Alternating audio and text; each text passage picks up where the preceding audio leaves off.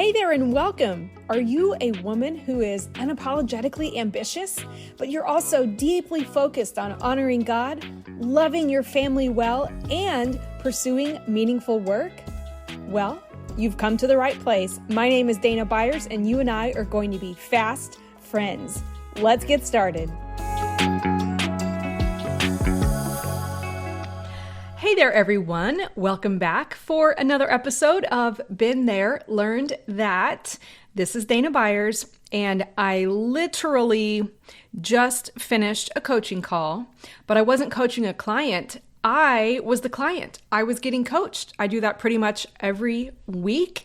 And I want to tell you that because one, it shows how much I believe in the power of processing our thoughts and the power of walking through a conversation with someone who is trained to help us see our own brain, to see our own thinking. So when you look at hiring a coach, whether or not it's me, I encourage you to ask them, hey, do you get coached? And here's why. I personally wouldn't be interested in attending a church where my pastor wasn't spending time in God's word and where they weren't being pastored. I personally wouldn't want to have a doctor who wasn't focused on being in good health. I don't want a hairstylist who doesn't consistently maintain their own hairstyle.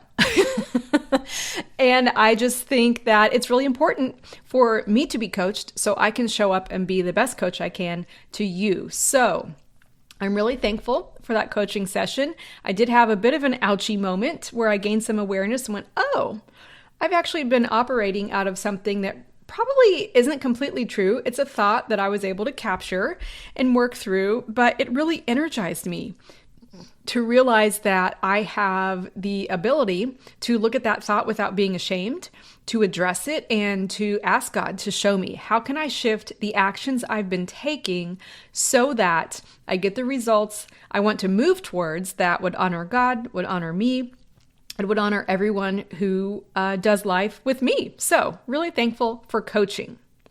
All right, today I want to talk to you about getting clear on what you want. Today's episode is all about clarity, specifically getting clear on what you want so that you can ask for it and move towards it. It's one thing to know what you want, but it's a whole other thing to ask for it and to move towards it. So we'll be talking a little bit about assertiveness today and confidence, and I'm excited to kind of take you on this journey because I once heard an author named Brianna Wiest. I heard her say that it's a myth that we are all seeking happiness. She says that instead we crave comfort. And you know what? The more I've thought about that, I see so much truth in what she's saying. Think about it. Think how God created our bodies. Our bodies are made to stay at pretty much the exact same temperature within a few degrees, give or take, nearly all of our living days. We like to avoid change so much. We like to have kind of homeostasis, if you will, because we like to avoid discomfort. The homeostasis or the comfort zone is the preference that you and I have in every area of our lives. And I think I would tend to be a person who says, I don't mind change. I like change. But when I really unpack that comment, the truth is, I like change that I initiate, and I like change that I want to happen. You see what I mean there? I don't know about you, but there have been seasons in my life where I'm really attached to the idea of homeostasis. I'm attached to the idea of my comfort zone. In fact, where I would rather be unhappy and comfortable than clear on what I wanted and uncomfortable. So that's what I want to talk about today.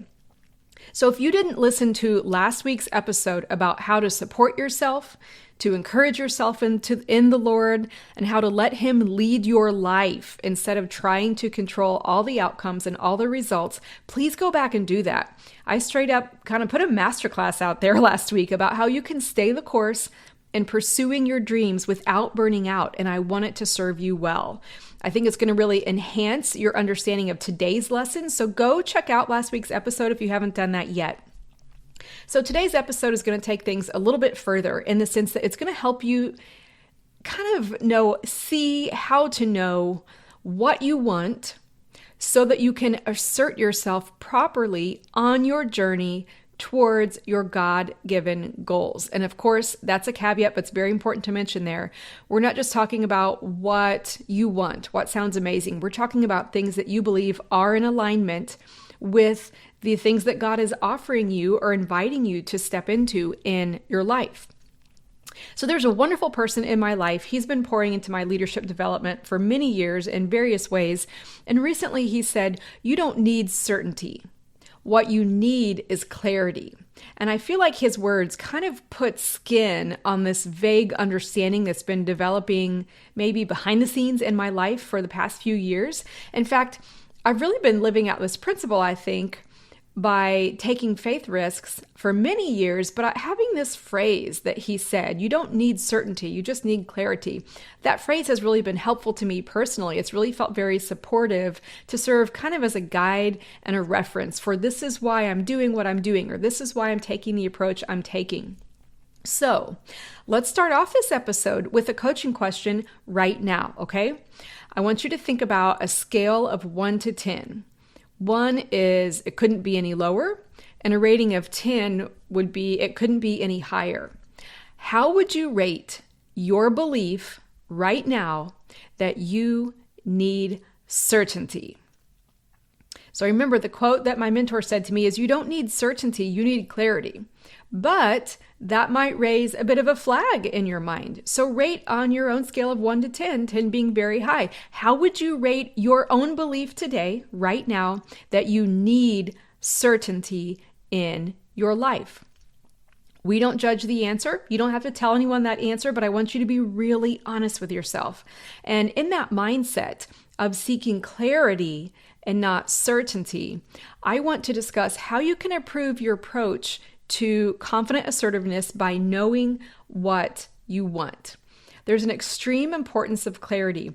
And in fact, in my on-demand video course, the 10-hour confidence transformation, there's an entire training on developing assertiveness. And you might be wondering, okay, Dana, what the heck does assertiveness have to do with clarity? But allow me to explain.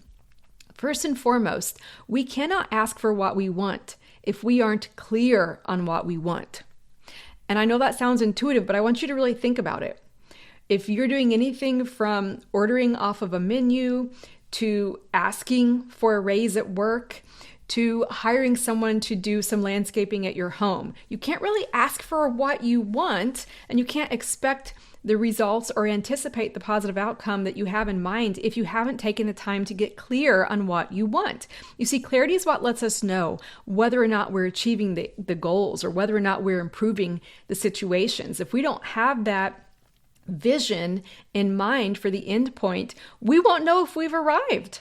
You will be stuck in the mindset that a lot of my incredible leader clients face, and that I've also faced myself, which is, have I done enough? Is this done? Are we at an end point? It creates some confusion. So consider this scenario, okay? Imagine you have 5 days off of work and a tank full of gas in your car. You know that you really can't just hit the open road and go wherever. Yes, maybe you can roam a bit, but eventually you're going to have to determine where to stop the car. You're going to have to decide when to turn around and when to come back home so that you get back before the 5 days is up. And you may even need to determine a destination or where you're going to stay, at least for the next night, so that you are on some type of a course. You see, a lot of women have told me they're not assertive enough. And I would say there's probably some truth to that. We could all improve in appropriate assertiveness. But I've noticed that when we get clear on what we want, it's not actually too difficult to assert ourselves. And I have kind of my own personal story I want to share with you about that. I was a classic mama bear, very protective when we were in the process of adopting our daughter, our youngest child. So before I had even met her, so she was born in 2005, we first received her referral when she was about 6 or 7 months old. All I had was a tiny, tiny little picture of her precious face to go off of. But we knew this was our daughter. We knew this was the woman she's a woman now, but this was the little girl that God intended for us to raise. So before I ever met her in person in 2006, we were stuck in a paperwork backup that was preventing the completion of her adoption. Our understanding was that our file, the adoption file, was on one person's desk. It was awaiting one signature that would release her to join our family. This went on for months. So I remember sitting in our home at the time thinking, I have never held this little girl. I have never smelled her hair. I have never heard her voice. I have never even seen her smile in person yet, but I have clarity. I knew that I would stop at nothing, come hell or high water, to advocate for this girl and for our family and the completion of her adoption. And I really had a lot of pressure, honestly. There was a deadline because we had heard some murmurs that things were about to shut down in her home country for adoptions. There was a real sense of pressure there, and I was laser focused. So if you know our story, you know that it did eventually all work out. I did get to hold my daughter. I did get to smell her hair. I did get to hear her little voice and see her smile in person. That happens almost all the time in my life now. Most days she's in my home, and it's incredible.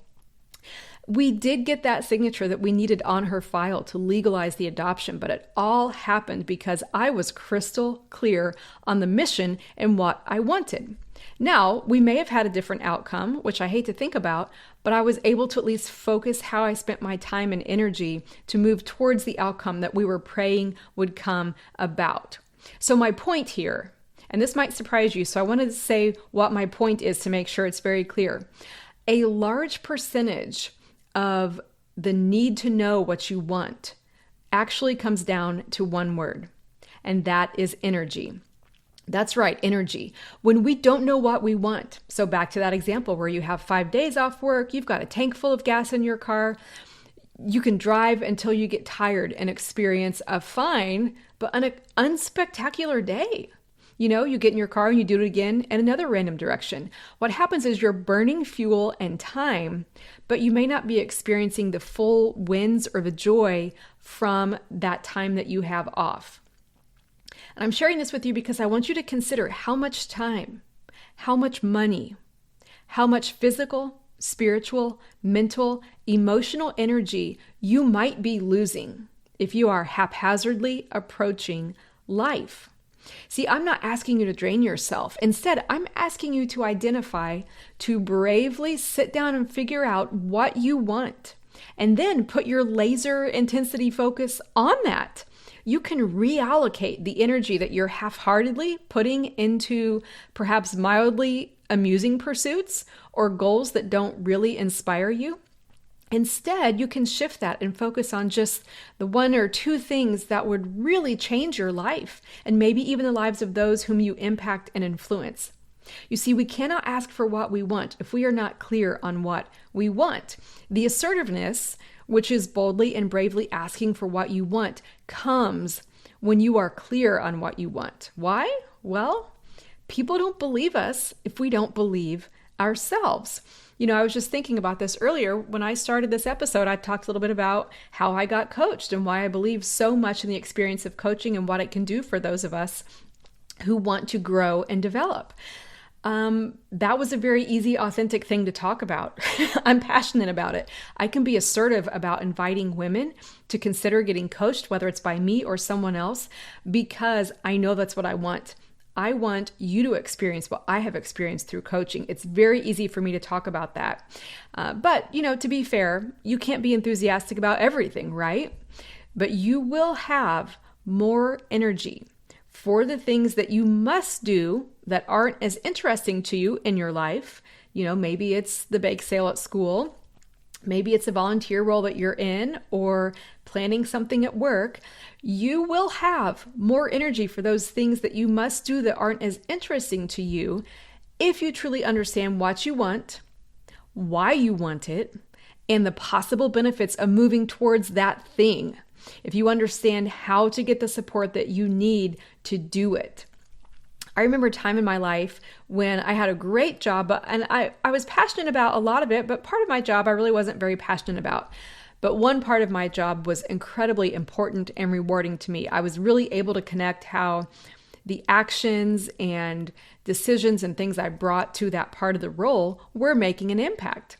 So getting crystal clear on the projects that lit a fire under me in a really good way and protecting the time and resources I needed to work on those things actually helped me have more fuel in my tank for the less interesting tasks of my role and kept me from burning out. You see, assertive living does not mean that you and I get to pick and choose what we want all the time or how we spend all of our time, but it does mean that you can step up and allocate your resources so that you get the maximum reward and the maximum joy and fulfillment from participating fully, from being fully present in the things that do matter most to you. So at this point, you might be saying, okay, Dana, this is all good and well, but I just don't know what I want. Okay, let's talk about that. When a client says to me, she can't identify her ideal outcome in a situation or what she wants to happen, when she says, I don't know, she probably thinks she's confused. But I don't want you to indulge in confusion. Usually, if you feel like you don't know what you want, it could be for one of three reasons. So try these on for size. Reason 1, you may not know what you want because you haven't taken the time to truly think about it.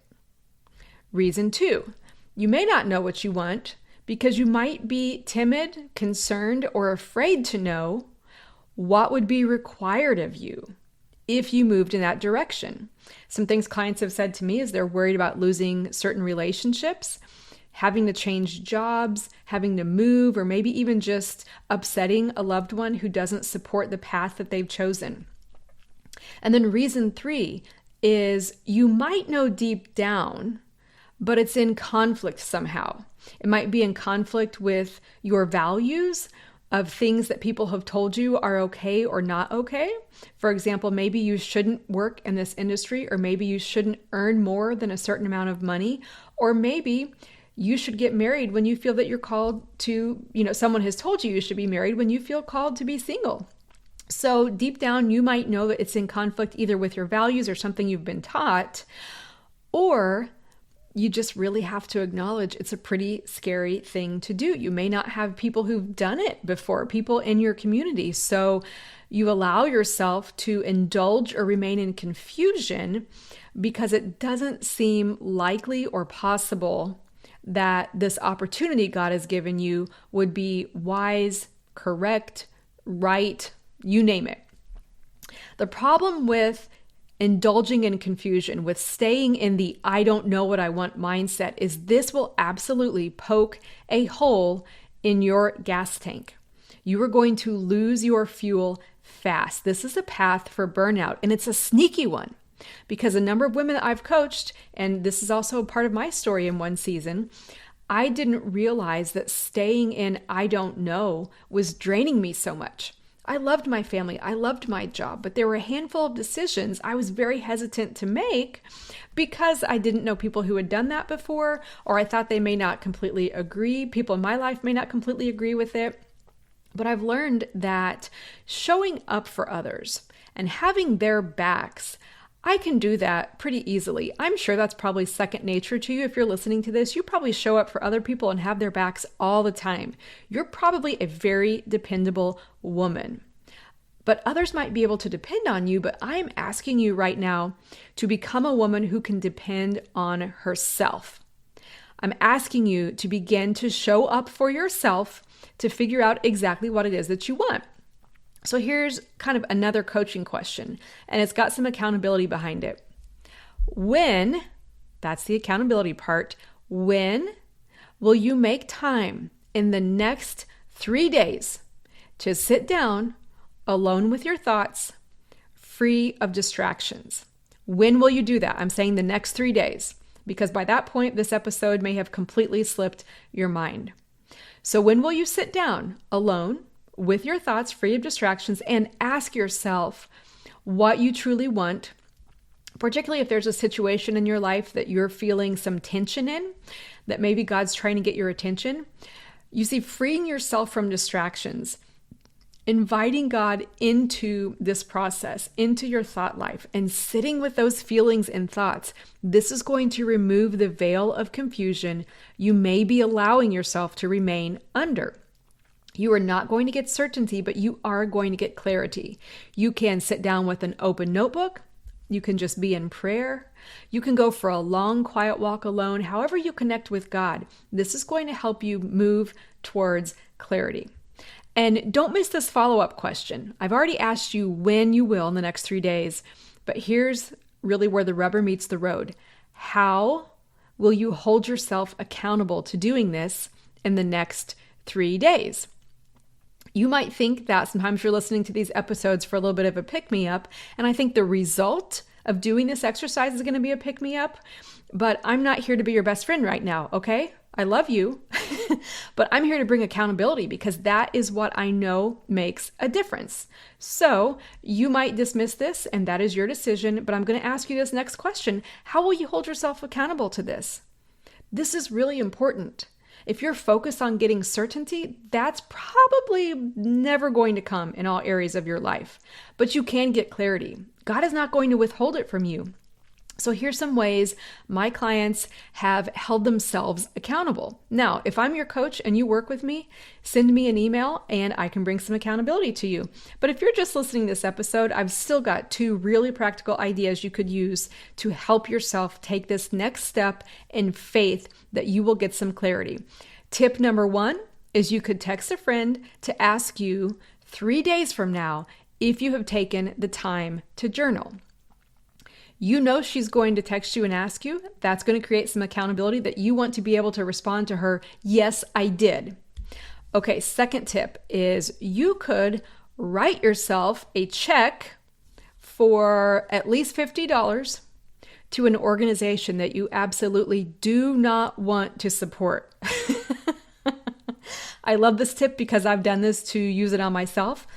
I'm not going to speak poorly of some places, but there are definitely some organizations I absolutely do not want to give a dime to.